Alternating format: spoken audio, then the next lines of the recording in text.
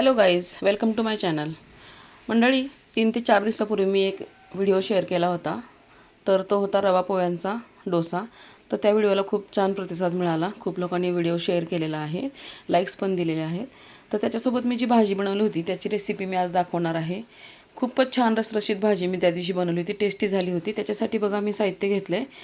2 चमचे मी चणा डाळ घेतलेली आहे, 2 चमचे मी मूग डाळ घेतलेली आहे, कांदा, टोमॅटो, कढीपत्ता आणि खूप सारी कोथिंबीर. तर चला आपण व्हिडिओला सुरुवात करूया. इथे मी 2 पळ्या तेल घातलेलं आहे. बघा, तेल चांगलं गरम झालं की आपल्याला ह्याच्यामध्ये फोडणी घालायची आहे. तर त्याच्यासाठी आपल्याला आलं लसूण मिरचीचं वाटण करायचं आहे. 2 ते 3 चमचे मी हे वाटण तयार केलेलं आहे. मिरची जरा जास्तच घालायची आहे, त्याशिवाय ही भाजी छान टेस्टी लागत नाही. तर इथे मी फोडणीसाठी 1 चमचा मोहरी, 1 चमचा जिरे आणि आपण जी चणा डाळ घेतली होती ती टाकलेली आहे आणि मूग डाळ घातलेली आहे. तर थोडंसं हे तेलामध्ये परतून घ्यायचं आहे आपल्याला. बघा, याच्यानंतर आपल्याला कढीपत्ता घालायचा आहे. कढीपत्ता जरा चांगला तडतडल्यानंतर आपण जे आलं लसूण मिरचीचं पेस्ट करून घेतली होती ती घालून घ्यायची आहे. बघा, आलं लसूण मिरची पेस्ट थोडीशी आपल्याला परतवून घ्यायची आहे. त्याच्यानंतर मी एक मीडियम साईजचा कांदा थोडा लच्छा याच्यामध्ये कापून घेतलेला आहे, तर तो मी घालत आहे याच्यामध्ये. थोडासा कांदा परतून झाल्यानंतर आपण लगेचच टोमॅटो पण घालणार आहोत. टोमॅटो पण खूप सारा बारीक नाही केलेला आहे, तो पण मीडियम आहे. तर बघा, मी अशा पद्धतीने हे परतून घेत आहे. थोडंसं नरम होण्यासाठी आपण 1 ते 1.5 चमचा ह्याच्यामध्ये चवीनुसार मीठ घालत आहे.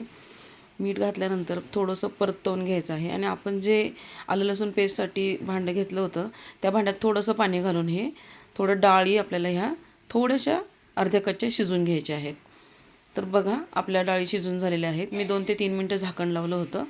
तर अशा पद्धतीने हे झालेलं आहे. खूप जास्त गळून द्यायचं नाही आहे.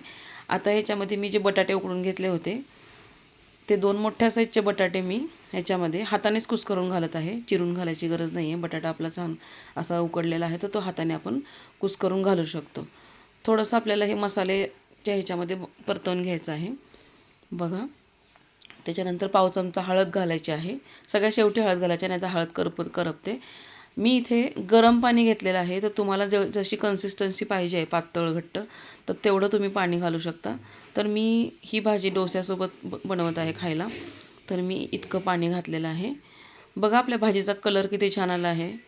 आणि आता मी 4 ते 5 मिनटं झाकून ठेवत आहे.